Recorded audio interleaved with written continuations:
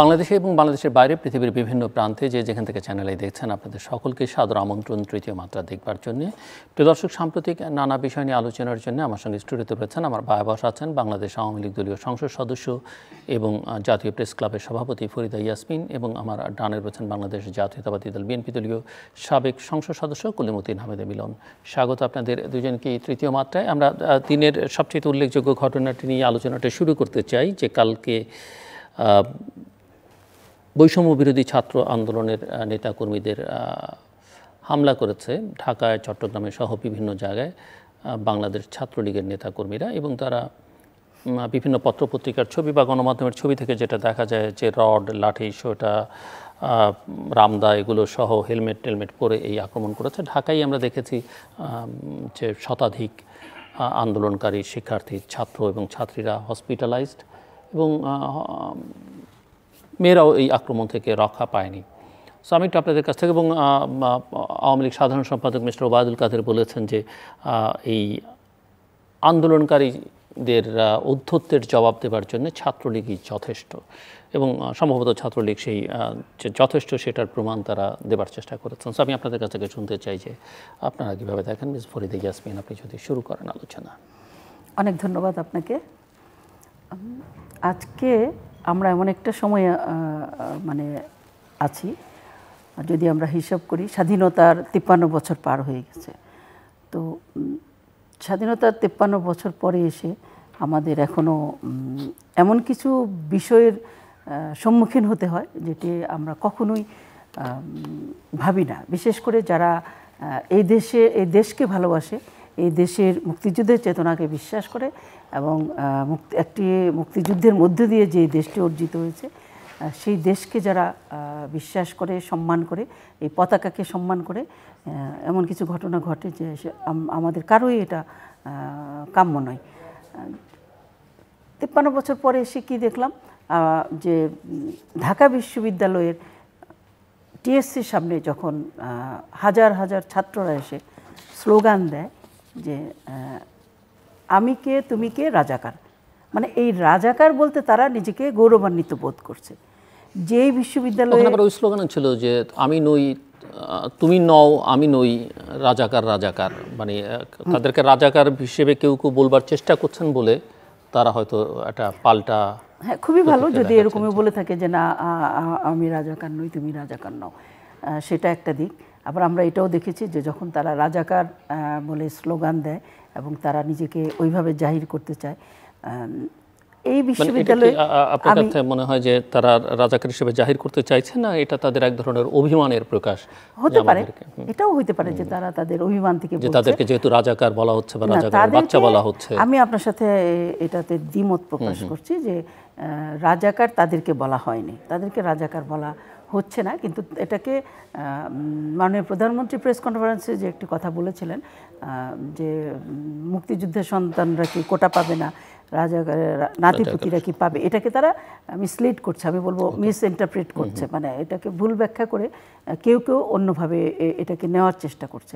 আমি যে কথাটা বলছিলাম যে প্রথমে 25শে মার্চের যে কাল রাত্রে যে পাকিস্তানিদের যে অপারেশন সার্চ লাইটের প্রথম হামলা কিন্তু ঢাকা বিশ্ববিদ্যালয়ের উপর হয়েছিল, এবং এই মুক্তিযুদ্ধের সময় ঢাকা বিশ্ববিদ্যালয়ের অনেক শিক্ষক, ছাত্রছাত্রী তারা প্রাণ দিয়েছে। ঢাকা বিশ্ববিদ্যালয়ের অনেক ছেলেমেয়েরা মুক্তিযুদ্ধেও গিয়েছে, এবং সর্বশেষ যদি আপনি একটু পিছনে তাকান যে যখন আমরা বুদ্ধিজীবী হত্যার কথাটা বলছি, 14ই ডিসেম্বরে ঢাকা বিশ্ববিদ্যালয়ের শিক্ষকদেরকে ডেকে নিয়ে কিন্তু এই রাজাকার আলবদররাই কিন্তু ডেকে নিয়ে তাদেরকে হত্যা করেছিল, যে বুদ্ধিজীবী হত্যা যে নীল নকশা যারা করেছিল, এবং তার একটা বড় অংশ ঢাকা বিশ্ববিদ্যালয়ের শিক্ষকদেরকে তারা হত্যা করেছিল। এই বিশ্ববিদ্যালয়ের একজন ছাত্রী হিসাবে আমি সবসময় নিজেকে খুব গর্বিত মনে করতাম যে প্রাচ্যের অক্সফোর্ড খ্যাত এই বিশ্ববিদ্যালয়ে আমি পড়ছি।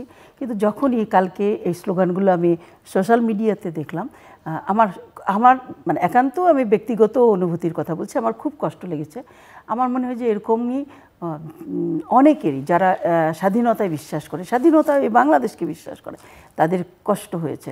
এবং আরেকটি কথা যে একটি মুক্তিযুদ্ধের মধ্য দিয়ে যে দেশটির অর্জন, এটি কিন্তু হেলা ফেলার কথা না। আমি মনে করি যে ছেলে মেয়েদের এই শিক্ষাটা দরকার যে আমার মূল শেকড়টা কি, আমার শেকড় কিন্তু মুক্তিযুদ্ধ, আমার পূর্বপুরুষরা কিন্তু রক্ত দিয়েছে, 30 লাখ শহীদ হয়েছে, 30 লাখ মানুষ শহীদ হয়েছে এবং 2 লাখ মা বোন তাদের নির্যাতনের শিকার হয়েছে, তাদের সর্বোচ্চ তারা হারিয়েছে।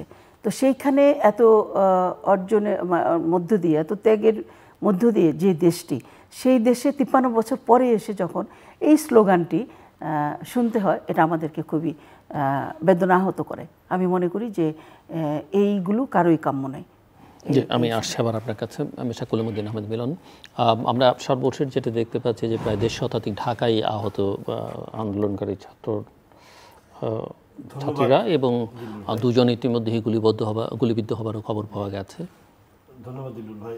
আমরা এমন এক সময় আলোচনা করতেছি যখন ঢাকা বিশ্ববিদ্যালয় সহ বাংলাদেশের সিলেট, চট্টগ্রাম, কুমিল্লা, রাজশাহী সকল বিশ্ববিদ্যালয়ে ছাত্রলীগ ঘোষণা দিয়ে কোটা বিরোধী আন্দোলনকারীদেরকে উপর ঝাঁপিয়ে পড়েছে অস্ত্রশস্ত্র নিয়ে।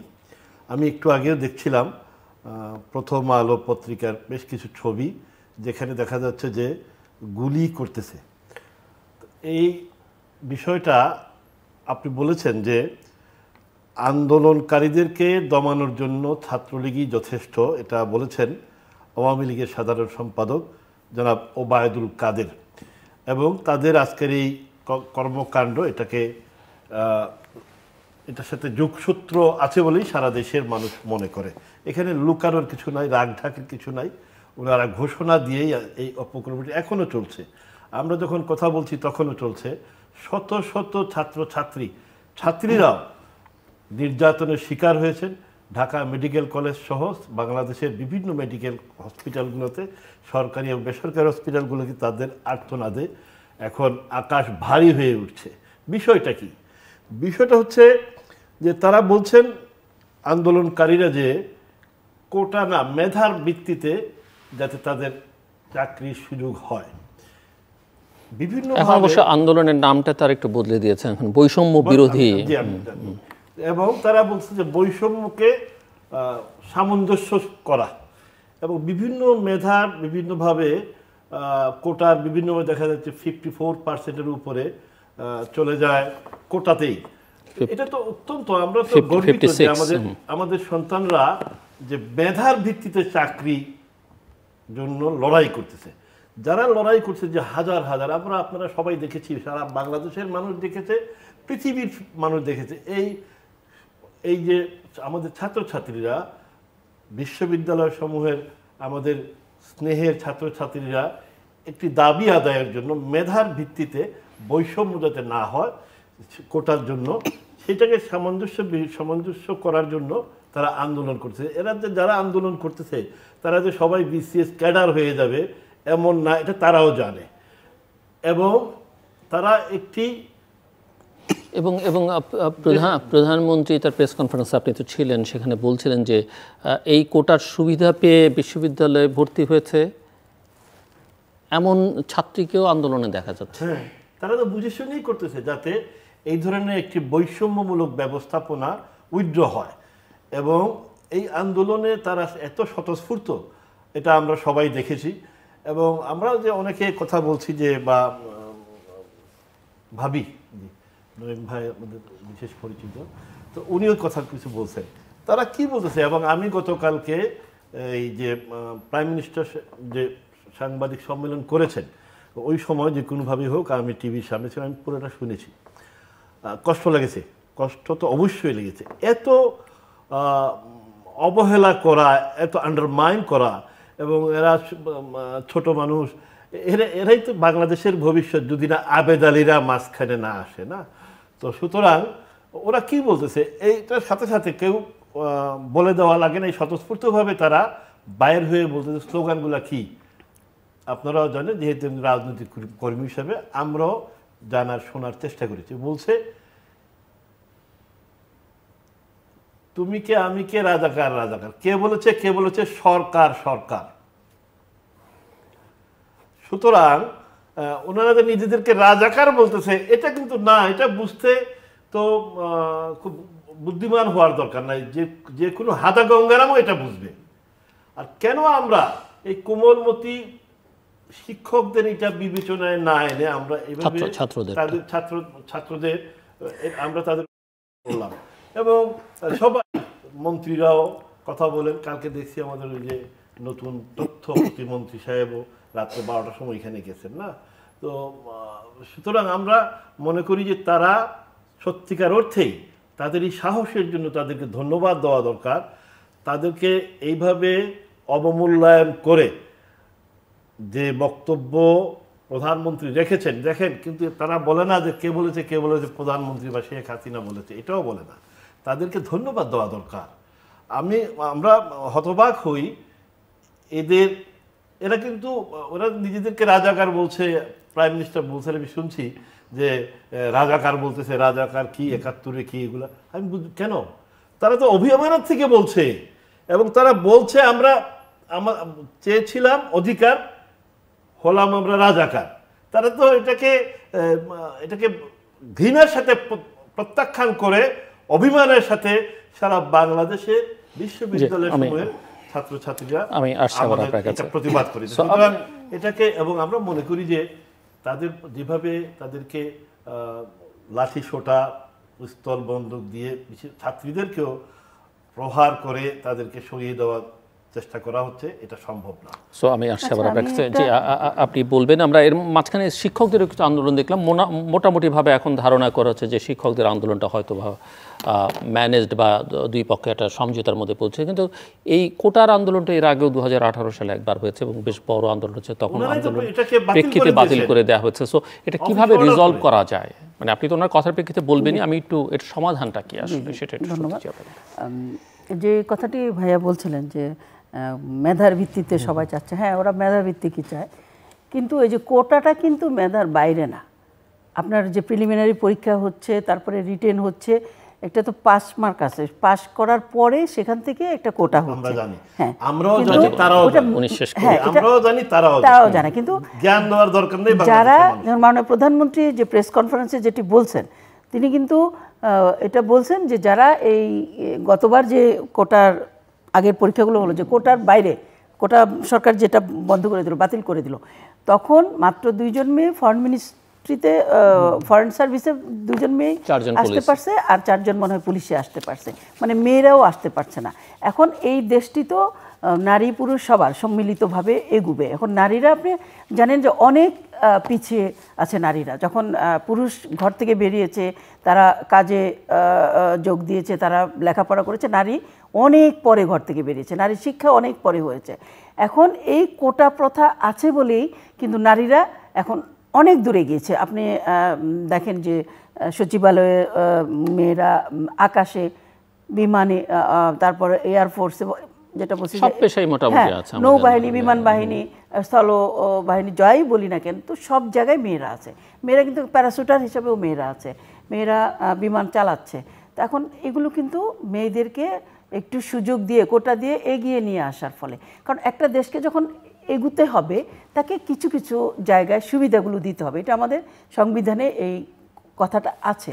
এবং আমরা যদি ক্ষুদ্র নৃগোষ্ঠীর কথা বলি, প্রত্যাহার তো আপনারাই করেছিলেন না, শোনেন, ক্ষুদ্র শেষ করতে দেন, ক্ষুদ্র নৃগোষ্ঠীর কথা যে বলা হয়েছে, সেটাও কিন্তু এই কোটার মাধ্যমে তারাও এগিয়ে আসছে, মানে তাদেরও যাতে আসতে পারে।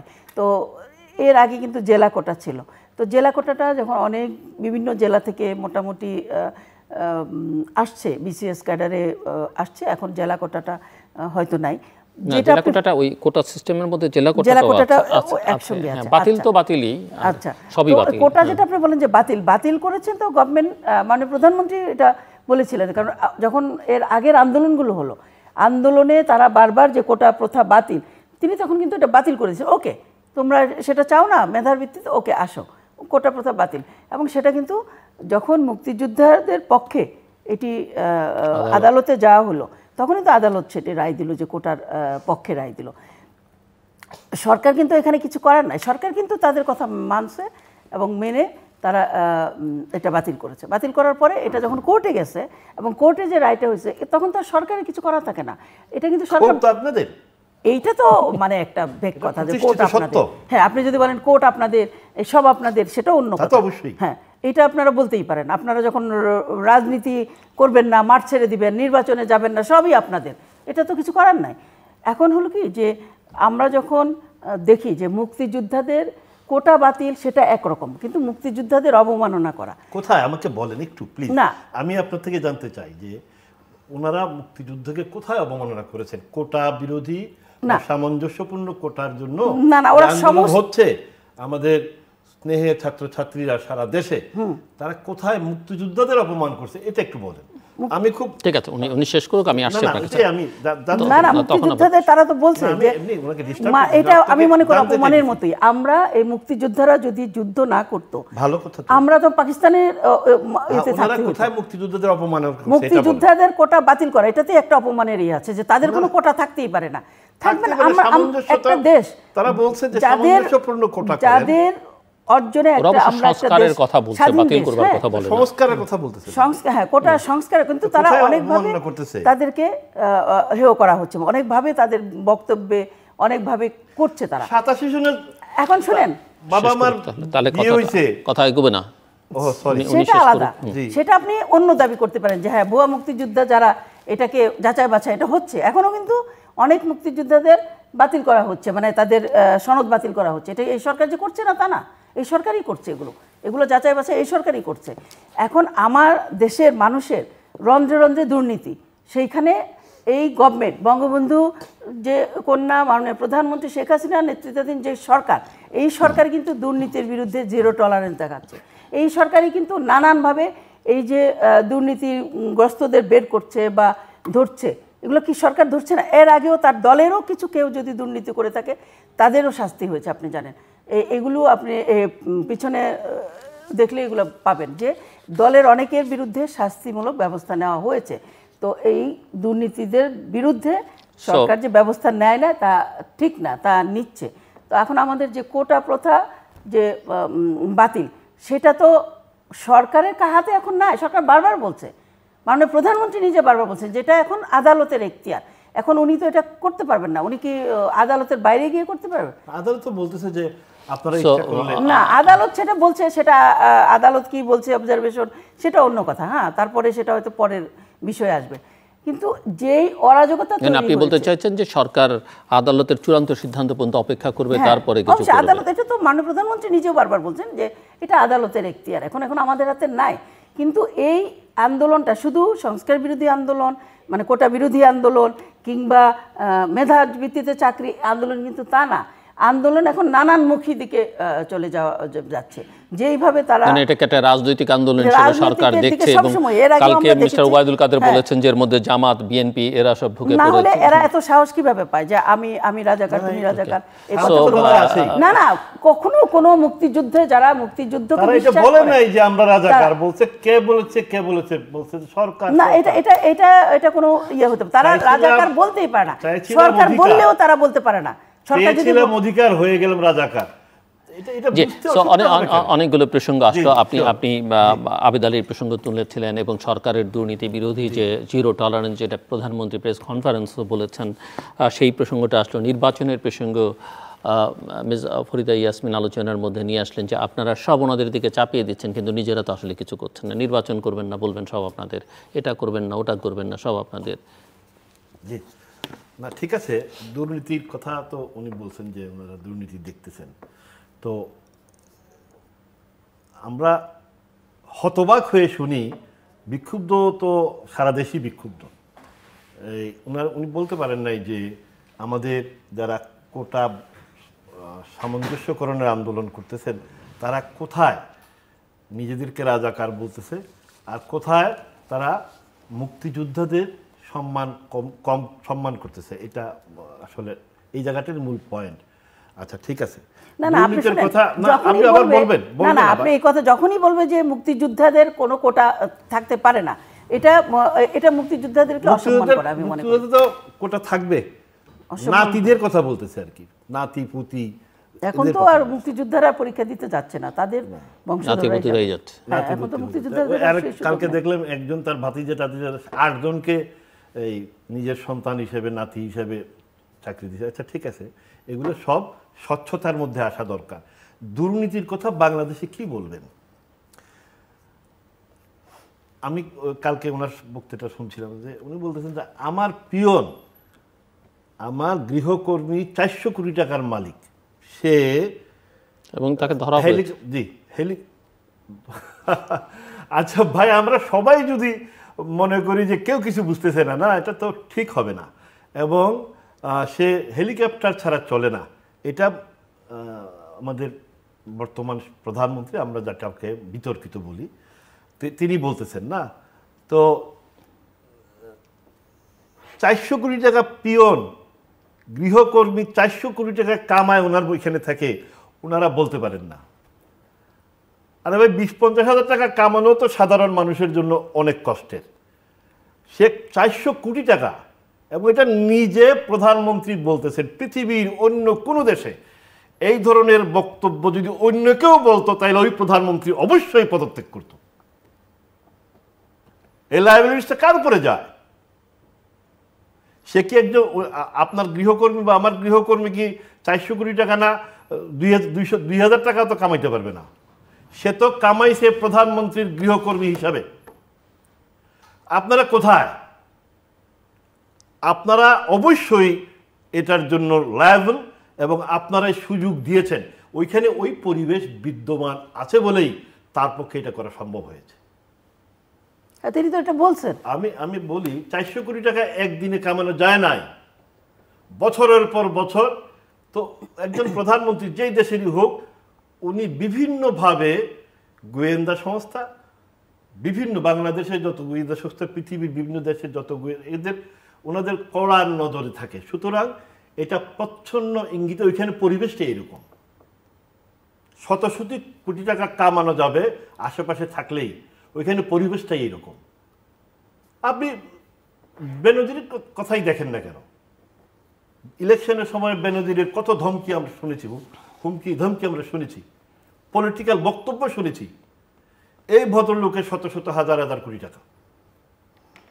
তিনি র্যাবে ছিলেন, তিনি পুলিশের আইজি ছিলেন, তখন ওনারা কোথায় ছিলেন? দেশটা তো ওনাদেরকে তারা আনে, এই জন্য তারা এগুলা করে, মনে করে যে আমরা এগুলা করার জন্য লাইসেন্স প্রাপ্ত। অনেক এমপি নেতারা সরকারের থানাতে এসআইকে ফোন দিলেও বলে যে আরে ভাই, আপনাদেরকে আমরাই আনছি। মানে সিচুয়েশনটা লাইক দ্যাট। সুতরাং দেশটাকে চরম ধ্বংসের শেষ প্রান্তে নিয়ে গেছেন। সেনাবাহিনী প্রধান নিজের পাসপোর্ট ছাড়া প্রাইভেট সার্ভিস পাসপোর্ট দিয়ে ঘুরে বেড়ান, হাজার হাজার কোটি টাকা লুটপাট করেন। এগুলো তো লুকানোর বিষয় না। তো তারা যে ফ্ল্যাট বানাইছেন, রিসোর্ট বানাইছেন, সব তো প্রকাশ্যে সারা দেশব্যাপী, সেনাবাহিনী প্রধান, আইজিপি দুইজনেই করছেন। তার ভাইরা সেনাবাহিনী প্রধান না, তার ভাইদের ক্ষেত্রে, স্ত্রীর ক্ষেত্রে। জি জি, তার ভাইরা তো করছে, তার ভাইরা যাই হোক, এগুলো তো সবাই কাহিনী সবাই জানেন। তো কোথায় নিয়ে গেছেন দেশটাকে? সুতরাং আমরা মনে করি এই ভয়ঙ্কর অবস্থা থেকে মুক্তি পেতে হবে। এগুলা ওনারা মানে বাংলাদেশকে এবং বাংলাদেশের সকল অধিকার পদদলিত করে ওনারা যেভাবে আছেন এবং হাসতেছেন, কথা বলতেছেন, এগুলো হচ্ছে হায়নার হাসি। এবং বাংলাদেশের বুক এই যে হাজার হাজার কোটি টাকা, এগুলো কার টাকা? আমার ওই শ্রমিকটি যখন সারাদিন কাজ করে 400-500 টাকা পায়, ওইখান থেকে যে বিস্কিট কিনে, আটা কিনে, চিনি কিনে, ওইখান থেকেও সে ট্যাক্স দেয়। হাজার কোটি কোটি মানুষের ট্যাক্সের টাকা নিয়ে এইরকম ভয়াবহ লুটপাট করবেন, আবার জাতির সামনে মুখ দেখাবেন। নিজের পরিবারের সামনে মুখ দেখানো তো কঠিন, উচিত না যদি মানুষ হয়ে থাকেন। সুতরাং অবিলম্বে আপনারা বাংলাদেশে একটি নিরপেক্ষ নির্বাচনের মাধ্যমে জনগণকে ভোটাধিকার প্রয়োগ করতে দেবেন, এবং যে আন্দোলন চলছে এই ভোটাধিকারের মাধ্যমে জনগণ তার পছন্দ মতো সরকার বেছে নেবে। একটি জবাবদিহিমূলক সরকার হলেই কেবল এই সমস্ত অনাচার বন্ধ হতে পারে। ধন্যবাদ। আচ্ছা, আপনি যে দুর্নীতির কথা বলবেন, বিএনপির সময় কি দুর্নীতি হয় নাই? বিএনপির সময় দেশ তিনবার আমি দুর্নীতিতে যেগুলো প্রথম বলছি এগুলো হয়েছে। বলেন। এগুলাই তো কথা, মানে দুর্নীতি আমি তো যেগুলো প্রথমে বলছি যে কথাটা এগুলো বললাম, আচ্ছা, এই দেশের আরে মানুষের পিয়ন, আপনার পিয়ন 400 কোটি টাকা রন্ধে কামায়। রন্ধে ওনার দুর্নীতি। আপনার বাড়ির কোনটা পিয়ন 400 কোটি পিয়ন টাকা 400 কামায়। কোটি টাকা, মাননীয় প্রধানমন্ত্রী সহ স্বীকারোক্তি যে তার পিয়ন এই কাজটি করেছেন এবং সেটা তিনি তা ওনার ধরেছেন। প্রচ্ছন্ন হ্যাঁ, সহযোগিতা এবং তার করেছেন। শাস্তি হবে। ওইখানে পরিবেশ ধরেছেন, ওইরকমই। তিনি জানেন এবং জানেন পরে তাকে বের করে দেওয়া হচ্ছে, তার শাস্তির জন্য আপনারা রেডি আছেন। দেখেন তার তারা শাস্তি হচ্ছে। ছাগলে ধরে মতিউর, এবং আপনারা কোত্থেকে ধরে? ছাগলে ধরে বলে কোনো কথা নাই, ছাগলে ধরে অবশ্যই না। কথা, আরে ভাই এগুলো ছাগল কি সত্য কথা তো। ভাবি, এটা ছাগলে সত্যি ধরে কথা। না। এখন হলো কি? ছাগল না কিনলে তো মতিউরও ছিল না, না, না, ছাগল না আপনাদের কিনলে সরকারের মতিউর সবচেয়ে বের হয়ে বড়- যাবে, এটা আরে ঠিক না। অ্যাপিলেট ট্যাক্সেস অ্যাপিলেটের চেয়ারম্যান আপনি- না, না, আপনি সারা দেখেন- বাংলাদেশের ট্যাক্সেস অ্যাপিলেট কমিশনের চেয়ারম্যান সে। চেয়ারম্যান, কিন্তু একটার পর একটা তো দুর্নীতি ধরছে। কে ধরছে? আপনারা ধরছেন, এই সরকারই ধরছে, এই সরকারই ধরছে।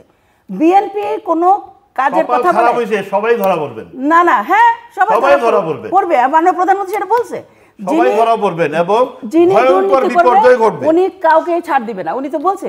এবং উনি যেটা বলছে যে দুর্নীতির বিরুদ্ধে উনি তো জিরো ওনার টলারেন্স। গৃহকর্মীকে ছাড় দেন নাই, না, ছাড় দেন তাকে না। সুযোগ দিয়েছেন শত কোটি টাকা কামানোর।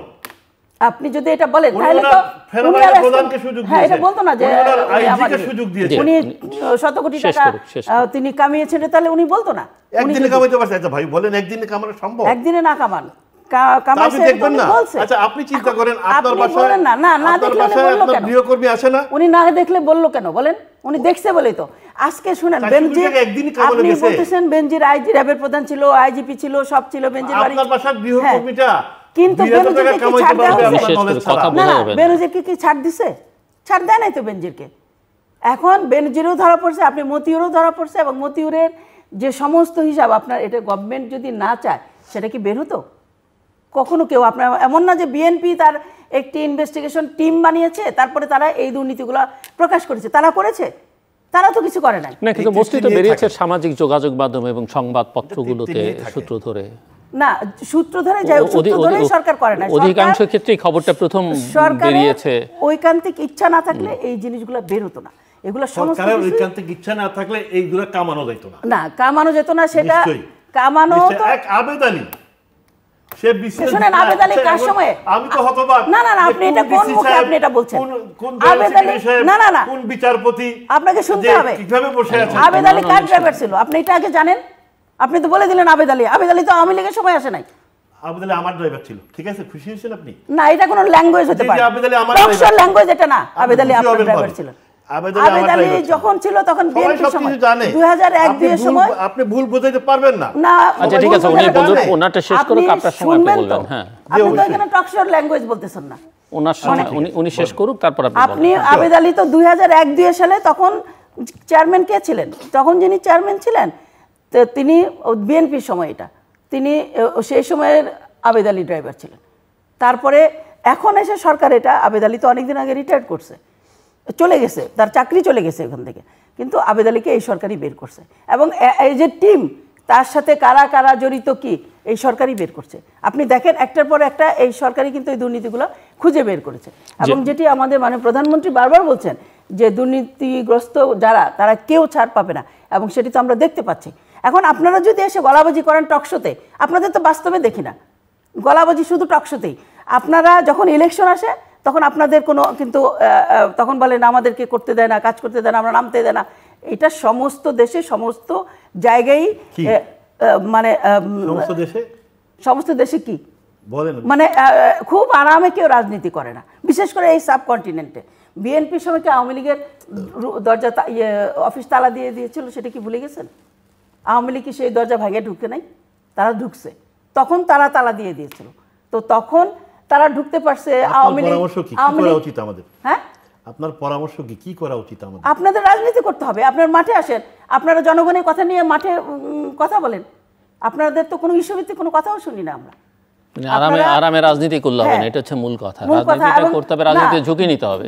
ঝুঁকি নিচ্ছেন না আপনারা। যখনই ইলেকশন আসে আপনাদের তখন নমিনেশন বাণিজ্য শুরু হয়ে যায়। একবার ওকে দেন, একবার একে দেন, এগুলো আপনারা জানেন, আপনারাও জানেন।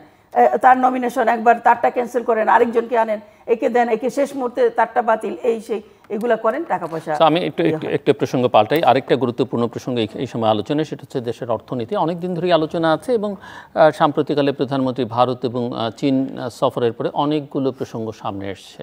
তো কিছু জবাব প্রধানমন্ত্রী প্রেস কনফারেন্সও দিয়েছেন। আমি আপনার কাছ থেকে শুনতে চাই যে আপনি ভিজিট দুটোকে কি দেখেন, এখানে বাংলাদেশের জন্য প্রাপ্তি অপ্রাপ্তির বিষয়গুলো কি আছে, ছোট্ট করে যদি বলেন। আমি আবার চীন আমাদের প্রতিবেশী দেশ, চীন আমাদের বলবো যে উন্নয়নের অংশীদার, আমাদের অনেক কাজে তারা সহযোগিতা করছে। তো বাংলাদেশের পররাষ্ট্রনীতির মূল যেটি আমাদের জাতির পিতা বঙ্গবন্ধু শেখ মুজিবুর রহমান যে পররাষ্ট্রনীতিটি করেছিলেন, সেইখানে যে কথাটি ছিল যে কারোর সাথে বৈরিতা নয়, সবার সাথে বন্ধুত্ব। তো আমাদের মাননীয় প্রধানমন্ত্রী বঙ্গবন্ধু কন্যা শেখ হাসিনা সবার সঙ্গে সেই বন্ধুত্ব রেখেই কিন্তু এগুচ্ছে। অনেকে হয়তো বলেন যে তারা ভারতের সাথে এই সম্পর্ক, চীনের সাথে এই, কিন্তু তার কিন্তু কোনো ভারতের দিকেও তিনি ঝুঁকছেন না, তিনি চীনের দিকেও ঝুঁকছেন না। আমি মনে করি যে তিনি তার যে নীতি, যে পররাষ্ট্রনীতি, সেই অনুযায়ী এবং বাংলাদেশের উন্নয়নে যারা অংশীদার, যারা উন্নয়নে সহযোগিতা করবে, সেভাবে তিনি এগুচ্ছেন। এবং কিছুদিন আগে আপনি দেখেছেন যে তিনি ভারত সফর করে এসেছেন, তারপরই তিনি চীনে গেছেন। এবং এই সফরটি আমি অত্যন্ত কূটনৈতিকভাবে এটি আমি মানে ইতিবাচক একটি সফর হিসেবে দেখতে চাই। তারপরে যদি অর্থনৈতিকভাবে আপনি বলেন যে চীনের সঙ্গে আমাদের ব্যাপক বাণিজ্য ঘাটতি আছে, সেগুলো মেটানোর একটা উদ্যোগ হয়েছে, 20টি সমঝোতা স্বাক্ষর হয়েছে, 4টি চুক্তি হয়েছে। তো এগুলো সব কিছু কিন্তু আমাদের কি মনে করেন যে বাংলাদেশের যে অভ্যন্তরীণ যে অর্থনৈতিক সংকটের কথা অনেকদিন ধরে অর্থনীতিবিদরা বলছেন এবং সমাজের বিভিন্ন স্তর থেকে বলা হচ্ছে, সেটা কি সমাধানের দিকে এগুচ্ছে বলে আপনি মনে করেন? বা অনেকেই মনে করছিলেন যে চীন গেলে হয়তো একটা বড় বাজেটারি সাপোর্ট পাওয়া যাবে, সেটা যেহেতু হয় নাই, সংকটকে আরো গুরুত্ব হবে না, এটা সামাল দেওয়া যাবে বলে মনে করেন? না, আমি অবশ্যই মনে করি যা কিছু হয়েছে বাস্তবসম্মত। হয়তো বড় বাজেটারি সাপোর্টের বিষয়টা যদি বলেন, এখন অনেকগুলো বিষয় তো থাকে এখানে, লোনের বিষয়টা থাকে, যেটা পরিশোধের বিষয়টা থাকে। শ্রীলঙ্কায় আমরা যেটা দেখছি, অনেক বেশি ইনফ্রাস্ট্রাকচার শুরু করে দিয়েছে, অনেক বেশি লোন নেওয়া। কিন্তু আমাদের মাননীয় প্রধানমন্ত্রী, আমি মনে করি যে খুবই দূরদর্শিতার সঙ্গে তিনি যে বিষয়গুলো করেছে, মানে হ্যান্ডেল করেছেন, খুব বেশি বড় অঙ্কের টাকা তিনি নেননি, এটাও ঠিক। যে এটাও আবার শোধ দেওয়ার বিষয় থাকে, ফেরত দেওয়ার বিষয় থাকে, এইগুলো না করে তিনি যে আমাদের যে অর্থনৈতিক, হ্যাঁ, যেটা অস্বীকার করার কিছু উপায় নেই, অর্থনৈতিক কিছু সংকট আছে, তো এগুলো সমাধানের মানে ধীর গতিতে যাতে এগুলো সমাধান হয়, সেভাবেই তিনি কিন্তু চুক্তিটি করেছেন। মানে সফরের যে অন্যান্য বিষয়গুলো আলোচনা হয়েছে, বা যে অনেকেই বলে যে বড় অঙ্কের টাকা তো নেওয়াটাই বড় ব্যাপার না, এটা আমি কতটুকু আমার এই সংকটটা সমাধানে কতটুকু এগুবে, এই বিষয়গুলো মাথায় রাখতে হবে। আমি মনে করি যে এটা একটি সুষম একটা উপায় আর কি, ব্যালেন্স। মিস্টার কলিমুদ্দিন আহমেদ, এই প্রসঙ্গে আপনি আপনার মতামত রাখবেন। আমি খালি একটু যোগ করে দিই যে ভারতের সঙ্গে তো আমাদের পানি নিয়ে একটা সমস্যা দীর্ঘদিনের, 54টি নদীর পানি হিস্সা বা বন্টন নিয়ে, এর মধ্যে তিস্তা প্রকল্প বহু আলোচিত, এবং এই প্রকল্পের মধ্যে পানির হিস্সার প্রসঙ্গ বা বাংলাদেশের অংশে একটা রিজার্ভার করার প্রশ্নে চীনও জড়িয়ে পড়েছে, এবং সেটি নিয়ে প্রধানমন্ত্রী তার অবস্থান ব্যাখ্যা করেছেন। তিনি দুদিকেই ওপেন রেখেছেন, তবে তিনি চান যে ভারত এটা করুক। কিন্তু আমার প্রশ্ন, যেহেতু আপনি সিলেট অঞ্চলের, সুনামগঞ্জ অঞ্চলের মানুষ, এবং বন্যাসহ এখনও বন্যার মধ্যে আছে ওই অঞ্চলের মানুষ, দেশের বন্যা পরিস্থিতি এবং তার সঙ্গে এই যে পানির হিস্সা বা পানির সম্পর্কটা আপনারা কিভাবে ওই অঞ্চলের মানুষ নেন সেটা একটু, এবং সেখানে সরকার আসলে কতটা কার্যকর পদক্ষেপ নিচ্ছে বলে আপনারা মনে করেন সামগ্রিকভাবে পরিস্থিতি মোকাবেলায়? ধন্যবাদ জিলু ভাই। চীনের সাথে যে সফর, এটা আমরা লক্ষ্য করেছি যে, এবং এই অ্যানালাইসিসটা বিভিন্ন ধরেন সরকারের বিভিন্ন মাধ্যমগুলো কথা বলেছে, এবং ভারত বা আরও বড় মিডিয়াগুলো এটার বিশ্লেষণ দিয়েছে, এবং সবার বিশ্লেষণ এটাই যে আমাদের এই সফর আমাদের জন্য, আমাদের দেশের পক্ষে কোনো সুফল বয়ে নিয়ে আসতে পারে নাই। 11টা সমঝোতার মধ্যে আমি শুনেছি সবগুলো সমঝোতার স্মারক কি কি, 20টা-21টার মতো, 21টা, এগুলো সবগুলোই আমি শুনছি। এবং এর মধ্যে আমাদের কোনো অর্জন নাই, বরঞ্চ আমরা যেটা সবাই বলেন আর কি, যে বাজেটারি সহযোগিতার জন্য যে আশা ছিল, যেটা নিয়ে উনি গেছিলেন, এটা পুরোটাই ব্যর্থতায় পর্যবসিত হয়েছে। এবং একটা আন্তর্জাতিক গণমাধ্যমের বক্তব্য হচ্ছে কূটনৈতিক ধমকও দেওয়া হয়েছে, এই ধরনের ল্যাঙ্গুয়েজ। সুতরাং আমরা মনে করি যে এটা সম্পূর্ণভাবে ব্যর্থ হয়েছেন এবং এক ধরনের অসম্মানজনক অবস্থান তৈরি করেছে বলে বিশ্লেষকরা মনে করেন। এটা হয়তো কেউ পক্ষে থাকবেন, কেউ বিপক্ষে থাকবেন। বাট এখানে আরেকটা ইস্যু যেটা আলোচনার মধ্যে আসেনি, সেটা যে চীন রাজনৈতিকভাবে বাংলাদেশকে তার পাশে দেখতে চেয়েছে, যে কারণে হয়তো আন্ডারস্ট্যান্ডিংটা অত হয়নি। কিন্তু এটাও তো আমাদের রাজনীতিকদের সিদ্ধান্ত নিতে হবে যে রাজনৈতিকভাবে বাংলাদেশ আসলে কোন দিকে থাকবে। কারণ এখন এমন একটা পর্যায়ে এসে দাঁড়িয়েছে যে চীন, ভারত বা পশ্চিমা গোষ্ঠী, এগুলো এক ধরনের রাশা, এই পক্ষ আসলে একভাবে বেছে নিতেই হবে, অন্তত তুলনামূলক বিচারও হলো নিতে হবে, সবার সঙ্গে বন্ধুত্ব রাখবার পরেও। সেক্ষেত্রে হয়তো বাংলাদেশের জন্য বর্তমান অবস্থায় খুবই গুরুত্বপূর্ণ বক্তব্য যেটা আপনি বলছেন। এমনকি মায়ানমারের সাথে আমাদের কি হবে, কাদের সাথে হবে। তো এটা দেখেন, এটা খুবই জটিল। যেমন চীন থেকে ঘুরে এসে কালকে প্রাইম মিনিস্টার বলতেছেন যে এটা চীনও আগ্রহ দেখাইছে তিস্তা প্রকল্পের কথা, তবে এটা ভারতকে দিয়েই করাই ভালো। তো সুতরাং টেন্ডেন্সিটা একটু বোঝা যায়। তবে এই সমস্ত কিছু সমাধানের মধ্যে হয়তো বলবেন যে আপনারা আবার সেই কথা বলছেন। আসলে দেশে যদি একটি জনপ্রতিনিধিত্বমূলক সরকার না থাকে, তখন সেই সরকারের বার্গেনিং পাওয়ার থাকে না। তখন কি করলে কে খুশি থাকবে, এই ধরনের পরিস্থিতি চলে আসে। সুতরাং আপনি কি নিশ্চিত করে বলতে পারেন যে বাংলাদেশে, আমি অবশ্যই জনপ্রতিনিধিত্বশীল সরকারের পক্ষে, অবশ্যই ভালো নির্বাচনের পক্ষে, কিন্তু বাংলাদেশে অতীতে যারা জনপ্রতিনিধিত্বশীল ছিলেন, অতীতে ছিলেন, আওয়ামী লীগও ছিল, আপনারাও ছিলেন, বা অন্য পার্টিও ছিল, যে কোনো ধরনের নির্বাচনের মধ্য দিয়ে, তারা কি বাংলাদেশের পক্ষে যথেষ্ট বার্গেন করতে পেরেছিলেন বা করেছেন বলে এরকম কোনো না, কাঙ্ক্ষিত মাত্রায় বার্গেনিং করতে পারছে বলে মনে হয় না। কিন্তু এটা যদি ধারাবাহিকতা থাকতো, একটা দেশের শক্তি তো হচ্ছে তার জনগণ। আমাদের মতো দেশে একটা দেশের শক্তি হচ্ছে তার জনগণ, তার জনগণের সাপোর্ট থাকলে এগুলো অনেকাংশেই ক্রমান্বয়ে। নাকি ক্ষমতায় গেলে কেউই আসলে জনগণকে মাথায় রাখেন না, যেমন আপনার অভিযোগ করেন, ওনারা রাখেন নাই বা আপনারা রাখেন নাই। মানে আপনাদের সময় মনে আছে, আপনারা যখন ক্ষমতায়, আমরা টেবিলে যখনই আলোচনা করতাম, উইনার্স টেকস অল, যদি এটা মনে না রাখে আমরা বা ওনারা বা যারাই হোক, এটা একটা ভুল। উইনার্স টেক অল এরকম একটা প্রবণতা, ক্ষমতায় গেলেই সব আমাদের। কিন্তু এটা সঠিক না, এবং এখান থেকে বের হয়ে আসা উচিত বাংলাদেশের বড় রাজনৈতিক দলগুলো, অন্যান্য রাজনৈতিক দলগুলো। এটার সাথে আমরা একমত। আর যে তিস্তার পানি, এখন আমি কালকে শুনে দেখলাম যে তিস্তার পানি দেয় না তারা, হ্যাঁ, তাদেরকে এই কাজটা দিতে হবে। যাই হোক, এগুলো অনেক গভীর বিশ্লেষণের বিষয়। আমরা মনে করি যে এই দুর্বল জনগণের সঠিক প্রতিনিধিত্ব যারা করে না, অবৈধ সংসদ, যারা দামি নির্বাচনের মাধ্যমে এসেছে, তাদের পক্ষে পররাষ্ট্রনীতি, পররাষ্ট্র বিষয়ক যে বার্গেনিং বা যে অবস্থান, এটা করার সুযোগ অনেক কম। আর আমরা যেটা বন্যা বান আসছে, এটা তো বাংলাদেশের বিভিন্ন জায়গায় আছে, কিন্তু সিলেট, সুনামগঞ্জ, এই সমস্ত অঞ্চলে গত 22 সন থেকে একটা ভয়াবহ দৃশ্য পরিলক্ষিত হচ্ছে, যেটা আপনারা ঢাকা বসেও জানেন। 2 দিন 3 দিন বৃষ্টি হইলেই সিলেট এবং সিলেট জেলার সুনামগঞ্জ পাশাপাশি মৌলভীবাজারের একটা অংশ, প্রথম রাস্তাঘাট বিচ্ছিন্ন হয়ে যায়, রাস্তার উপরে অনেক পানি হয়, 7 ফুট 8 ফুট 10 ফুট, সাধারণ মেইন রাস্তাগুলো। তার পরবর্তীতে ঘরে পানি ঢুকে একতলা পর্যন্ত পানি বিচ্ছিন্ন হয়ে যায়, এবং গ্রামাঞ্চলের সকল গ্রামগুলা বানের তলে ভাসিয়ে যায়। এখন এটা হঠাৎ করে কেন হচ্ছে? সিলেট, সুনামগঞ্জ, এই সমস্ত তো বৃষ্টির অঞ্চল, বৃষ্টি হবে, কিন্তু কেন হয় আপনারা কি মনে করছেন সেটা ছোট করে বলেন, আমি ওনার কাছে যাব। এখন সবাই এটা মনে করতেছে যে কিশোরগঞ্জে যে অষ্টগ্রাম নিকলি যে সড়ক, 40 কিলোমিটার সড়ক, এই 40 কিলোমিটার সড়ক তারা অল ওয়েদার সড়ক করেছেন। এই 40 কিলোমিটার সড়কে হাইড্রোলজিস্টদের এবং ডক্টর আইনুন ইশাদ সাহেবেরও বক্তব্য, উনি বলছেন যে ওনার অনেক ছাত্র, এই সমস্ত বড় বড় ইঞ্জিনিয়ার, ওনারাও সকলেই একমত যে 10% ওপেনিং রাখতে হবে। মানে 40 কিলোমিটার হয়তো পয়েন্টের এদিক সেদিক থাকতে পারে, এর মধ্যে 10 কিলোমিটার থাকতে হবে ওপেনিং, ব্রিজ কালভার দিয়ে পানি নিষ্কাশনের প্রয়োজনীয় ব্যবস্থা করতে হবে।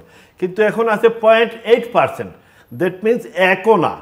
সুতরাং এই কারণে এই ভয়াবহ সমস্যার সৃষ্টি হচ্ছে।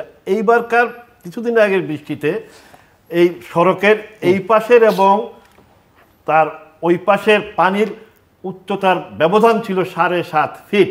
আমরা মনে করি সিলেট, সুনামগঞ্জ সহ সরকার যেই হোক, সিলেট, সুনামগঞ্জ সহ এই বিশাল অঞ্চলের সাধারণ মানুষ, কৃষক সকলকে বাঁচানোর জন্য অনতিবিলম্বে পদক্ষেপ নেওয়া দরকার। আচ্ছা, আমি বলতে চাই যে উনি যে কথাগুলো বলল যে এই সরকারের বার্গেনিং পয়েন্ট নাই ডামি নির্বাচনের মাধ্যমে, আপনি বললেন, আপনি যে ডামি নির্বাচনটা বললেন, নির্বাচন তো বাইরের দেশগুলো আসছে, পর্যবেক্ষণ করছে এবং নির্বাচনে বিজয়ের পরে সমস্ত রাষ্ট্রদূতরা গিয়ে তার মাননীয় প্রধানমন্ত্রীর সঙ্গে দেখা করছে, ফুল দিয়ে শুভেচ্ছা জানিয়েছে এবং সবার সঙ্গে যে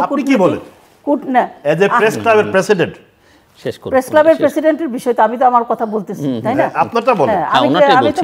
ওনারটাই বলছি। প্রেস ক্লাবের প্রেসিডেন্ট, আপনাকে মনে রাখতে হবে কেবলমাত্র আপনি আওয়ামী লীগের না না, সেটা আমি যা সত্যি তাই বলতেছি। উনি ওনারটাই বলছেন। হ্যাঁ, আমি আমারটাই তো বলছি। এখানে তো আমি আরেকজন, আমার ভূত এখানে আসে না, এখানে কার ভূত আমার মধ্যে আসে না, আমি আমার মতোই বলছি। তো এই নির্বাচনের পরে সমস্ত বাংলাদেশের যে অন্যান্য দেশের রাষ্ট্রদূতরা নিজেরা গিয়ে দেখা করেছেন, ফুল দিয়ে অভিনন্দন জানিয়েছেন এবং অন্যান্য সকল দেশে আপনি এটা ভালো করেই জানেন যে এই সরকারের সঙ্গে কাজ করে যেতে আগ্রহ প্রকাশ করেছেন। আপনি যদি আমেরিকার কথাও বলেন, তারাও বলেছে, যারা এর আগে নানান টালবাহানা করেছিলেন। কিন্তু মাননীয় প্রধানমন্ত্রী, যিনি বঙ্গবন্ধু কন্যা বলেই তিনি কারো কাছে মাথা নত করেননি। উনি কোনো হুমকি ধমকিরে ভয় পায় না। হ্যাঁ, উনি কোনো হুমকি ধমকিরে ভয় পায় না, না, উনি মানুষের জন্য কাজ করতেছে বলে আজকে আপনি যে মেট্রো রেল, আপনি দেখেন মেট্রো রেলে যে সুবিধাগুলি ভোগ করছেন, আপনারাই উঠেন, আপনারা সুবিধা নেন, তারপরে বলেন যে মেট্রো রেলে কি দরকার। না না, টেকনোলজি ছিল না, বিএনপির সঙ্গে টেকনোলজি ছিল না, কোনো ডেভেলপমেন্ট নাই, ছিল টেকনোলজি ছিল। আমরা যে কতগুলো মানে কাজগুলো হচ্ছে, তিনি যে দেশের মানুষের জন্য কাজগুলো করে যাচ্ছেন। আজকে যে দক্ষিণবঙ্গে আপনি যান, 3 ঘন্টা আপনি বরিশাল চলে যাচ্ছেন, সেখানে 24 ঘন্টা লাগতো। তো এই সুযোগগুলো কি কার জন্য করছে? এই বাংলাদেশের মানুষের জন্যই তো এই সুযোগ সুবিধাগুলি তো করেছে বাংলাদেশের মানুষের জন্য এবং যারা হাজার হাজার কোটি টাকা তাদের জন্য। না, হাজার হাজার কোটি টাকা তিনি সুযোগ করে দেন না যে তাদের পাচার। সুযোগ না হলে উনি করছেন কিভাবে? তিনি জানেন। আমি তো আবারও বলতে চাই যে পৃথিবীর অন্য যে কোনো দেশের প্রধানমন্ত্রীর এরকম হইলে সাথে সাথে উনি লজ্জায় পদত্যাগ করতেন না। এটা আপনি বললেই তো হলো না, আপনার প্রধানমন্ত্রী বললেই তো হবে না, এটা ঠিক আছে। এর আগে আমাদের লাজ লজ্জা শরম কিছুই তো নাই, বললেই হবে না। আপনার মন্ত্রী, আপনার প্রধানমন্ত্রী কি পদত্যাগ করছে? তো এখন উনি তো সেটা স্পষ্ট বলছে যে আমার পিয়ন এই কাজটি করেছেন, উনি সেটা বলছে। উনি কি করেছেন? উনি বলছে, কারণ উনি ধরেছেন, জানেন একজন সম্মানিত ব্যক্তি ভেরেন্ডা পাচ্ছেন যে ওনার পিয়ন 400 কোটি টাকা কামায়, মানে প্রধানমন্ত্রী বসে ওই যে পিয়ন 400 কোটি টাকা, এটা তো উনি পরে জানতে পারছে, বের করছে। 400 টাকা গণেন তো দেখি, সময় নাই। উনি শেষ করুক না, উনি তো সেটা অস্বীকার করছেন না। যেটা হলো, উনি যদি এটা অস্বীকার করতো, গোপন করতো, এটা উনি জানছেন এবং এটা শাস্তি তো হবে এবং হচ্ছে। তাকে তো ওই প্রধানমন্ত্রী অফিসে নাই এবং তার বিরুদ্ধে তো ব্যবস্থা হচ্ছে, এগুলো আপনারা দেখেন। তা আপনারা যে একই কথা বারবার বলছেন যে জনগণের কোনো প্রতিনিধিত্ব নাই, জনগণের কোনো রায় নাই, তাহলে আপনারা নির্বাচন বয়কট করেন কেন? আপনারা আসতেন, একই তো কথা। আপনারা সব ছেড়ে দিয়ে তারপরে বলবেন জনগণের রায় না, আপনারা দেশকে তো এগুতে দিবেন, এগুতে তো দিচ্ছেন না। এখন কেউ যদি দেশের কাজ করে, সেটা আপনারা খালি বাধা দিবেন, দোষ দেখবেন। ভারতের সাথে ওনার কি চুক্তি হয়েছে, ওইটাও খারাপ, কিছু হয় নাই। চীনের সাথে কি করেছে, এটাও কিছু হয় নাই। সব কিছুই কিছু হয় নাই, মানে আপনারা আছেন আর কি, কিছু হয় নাই। তো এই দেশটা কিছু না হইলেই দেশটা এগুচ্ছে না, অবশ্যই এগুচ্ছে। আপনি আজকে যেভাবে কোথা থেকে আসছেন আমি জানি না, আপনাকে কত মিনিট লাগছে রাস্তায়, আগে কত মিনিট লাগতো আপনি হিসাব করেন। এই যে কাজগুলো কি দেশ এগুচ্ছে না?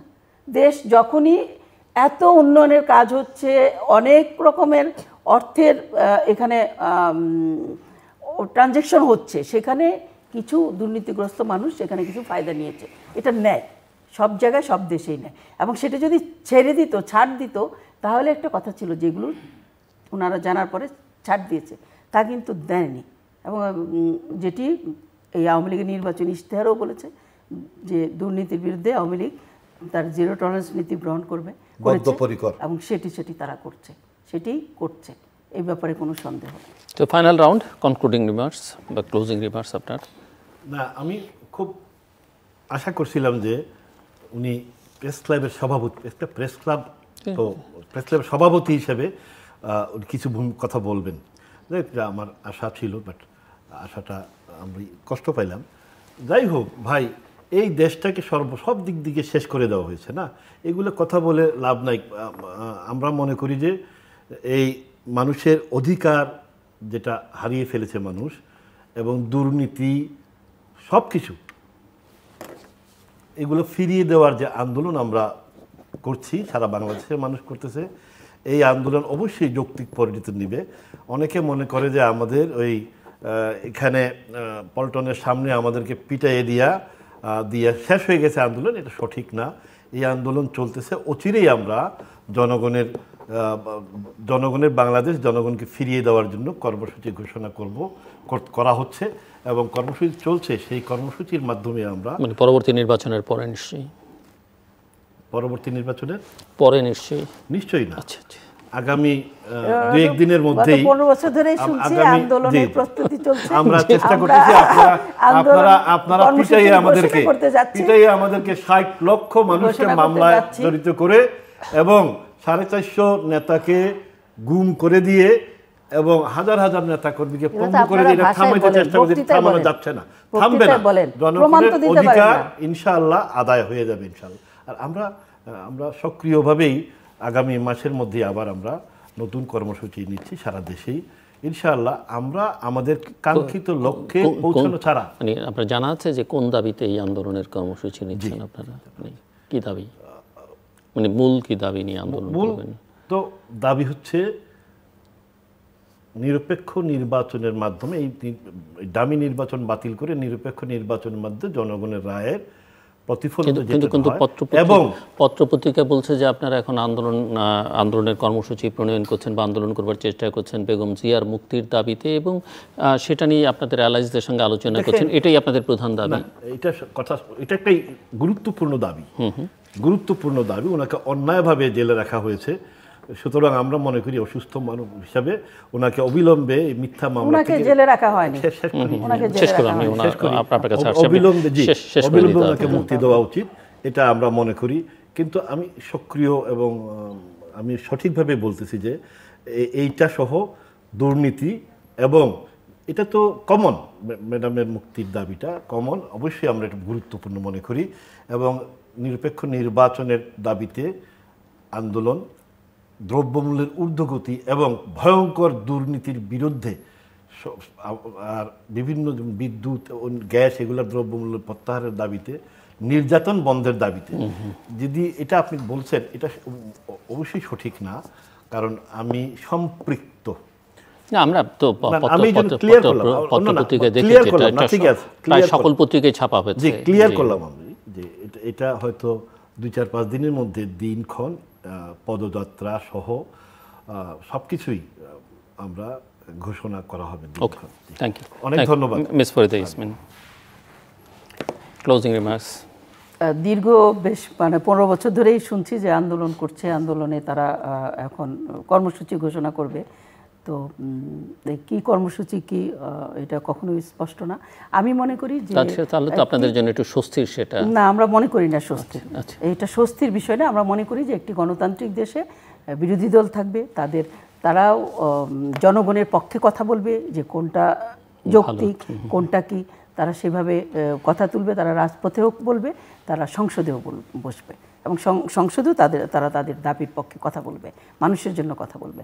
কিন্তু তারা রাজনীতি বিমুখ হতে হতে, তাদের কর্মীরা রাজনীতি হতাশাগ্রস্ত হতে হতে বিএনপির ভিতরে কিন্তু কিছু নাই বলে আমার মনে হয়। কারণ এর আগের যে আমরা দেখেছি নির্বাচনগুলিতে, উপজেলা নির্বাচন যেখানে ধরেন কোনো প্রতীক নাই, এবার যে নির্বাচনগুলো হলো সেখানেও বিএনপির বেশ কয়েকজনকে বহিষ্কার করা হলো, তারা নির্বাচনে অংশ নিয়েছে, তারা হয়তো কোনো প্রতীক ছাড়াই তারা স্থানীয় নির্বাচনে অংশ নিয়েছে, কিন্তু তাদেরকে বহিষ্কার করা হয়েছে। তো আমরা এরকম অনেকের কথাই জানি, তাদের যে একজন আমাদের আওয়ামী লীগের তো এমপি হলেন নির্বাচন করে। তো এইগুলো না করে ওনারা যদি গঠনমূলক রাজনীতি, যেটা আমরা বলি, মানুষের পক্ষে কথা বলা, যেটা যৌক্তিক, তার পক্ষে যুক্তি প্রমাণ দিয়ে কথা বলে ওনারা যদি রাজনীতির মাঠে আসতো ভালো করতেন, তারা জনগণের আস্থা অর্জন করতে পারতেন হয়তোবা, যে হ্যাঁ তারা আমাদের সাথে আছে। এখন তো জনগণ তাদেরকে প্রত্যাখ্যান করেছে, আমি বলবো তারা জনগণকেও প্রত্যাখ্যান করেছে, জনগণও প্রত্যাখ্যান করেছে। এখন কবে তারা আন্দোলন করবে, সংগঠিত হবে, এটি আমি কোনো সামনে কোনো পথ দেখছি না। আমি দেখছি না, কোনো আশার আলো দেখছি না। দর্শক, সাউন্ডস গুড যে এটা একটা আশার আলো, যদি আন্দোলন সংগ্রাম হয়, এটা গণতান্ত্রিক রাজনীতির চর্চা হয়। উনি সরকারি দলের একজন পলিসি মেকার, ল মেকার হয়ে উনি মনে করছেন যে এটা আশার আলো, মানে এটাকে অ্যাপ্রিশিয়েট করা উচিত। আমি মনে করি অনেক সম্মানজনক, প্রেস ক্লাবের সভাপতি, এটা ওনার জন্য অনেক সম্মানজনক। ওগুলো তো দর্শক, অনুষ্ঠানের শেষ প্রান্তে আমরা সামাজিক যোগাযোগ মাধ্যম ফেসবুক এবং এক্সে তৃতীয় মাত্রা লাইভ স্ট্রিম হচ্ছে, আপনারা দেখতে পারেন। টেলিভিশনের পর্দায় দেখতে না পারলে যে কোনো সময় যে কোনো স্থান থেকে ইউটিউবে তৃতীয় মাত্রা চ্যানেলটি সাবস্ক্রাইব করি, পর্ব বা পুরনো পর্বগুলো আপনারা দেখতে পারেন। মিস্টার কলিমুদ্দিন আহমেদ মিলন এবং মিস ফরিদা ইয়াসমিন, অসংখ্য ধন্যবাদ এই আলোচনা অংশ নেওয়ার জন্য। দর্শক মণ্ডলী, আমার অতিথিরা নিজ নিজ অবস্থান থেকে আলোচনা করেছেন, বিতর্ক করেছেন, সেটা তারা করেছেন। তবে আমি আলোচনাটা এভাবে শেষ করতে চাই, সেটা হচ্ছে যে গতকাল যা হলো ছাত্রদের মধ্যে, সেটা কোনো অবস্থাতেই কাঙ্ক্ষিত নয় এবং এটা গণতান্ত্রিক সংস্কৃতির প্রকাশও নয়, এবং এতে মানুষের অধিকার ক্ষুণ্ণ হয়, ক্ষুণ্ণ করা হয়েছে যেভাবেই হোক না কেন। সেটা যারা করেছেন তাদেরও বিবেচনায় রাখতে হবে, এবং যারা ভুক্তভোগী তারাও নিশ্চয়ই তাদের মাথার মধ্যে এটা থাকবে। অনেক কিছুই বাংলাদেশে আছে অনুপস্থিত, সেটা হচ্ছে রাজনীতি। রাজনীতিটাকে ফিরিয়ে আনা, রাজনীতিকে ঠিকঠাক করা, এটা আমাদের সকলের দায়িত্ব। এটা ক্ষমতাসীনদের দায়িত্ব, বিরোধী দলের দায়িত্ব এবং নাগরিক সমাজের দায়িত্ব। এটা যতক্ষণ পর্যন্ত আমরা ঠিক না করতে পারবো, ততক্ষণ পর্যন্ত অর্থনীতি বলি, সামাজিক নানা সমস্যা বলি বা বৈদেশিক সম্পর্ক বলি, সেটা আমরা ঠিকঠাক করতে পারবো না। এবং এটাও আমাদের মাথায় রাখা দরকার যে আমাদের রাজনীতির যে বিবদমান পক্ষগুলো আছে, তাদের প্রত্যেকে তাদের নিজ নিজ কর্মগুলো, যারা ক্ষমতায় আছেন, ক্ষমতার বাইরে আছেন, বর্তমানের বা অতীতের, সেগুলো চুলচেরা বিশ্লেষণ করা উচিত। সময়টা তারাই আলোচনা করছেন প্রযুক্তির, তথ্য প্রবাহের, অবাধ তথ্য প্রবাহের, এবং মানুষ এখন আর বোকা নয়। মানুষ হয়তো অনেক কিছু বলে না, প্রকাশ করে না। মানুষের অতীতটাও স্মরণ আছে, বর্তমানটাও তারা দেখছে, উপলব্ধি করছে মর্মে মর্মে। কাজেই মানুষ যখন সময় সুযোগ পাবে, মানুষ তার সিদ্ধান্ত নেবে। কিন্তু আমি মনে করি যে যেহেতু এই প্রধান দুটো দলের উপরে জনগণের অনেক নির্ভরতা, তারা নিজ নিজ বিষয়গুলো, কর্মগুলো চুলচেরা বিশ্লেষণ করে যেগুলো ভালো সেগুলো রেখে বাকিগুলো পরিত্যাগ করবার দিকে মনোযোগ দেবেন। আর দর্শক মণ্ডলী, এই অনুষ্ঠানের মধ্য দিয়ে তৃতীয় মাত্রা তার 21 বছর শেষ করছে। আমাদের সঙ্গে এই 21 বছর প্রতি রাতে থাকবার জন্য আপনাদের অসংখ্য ধন্যবাদ। আপনাদের সবার জন্য শুভকামনা।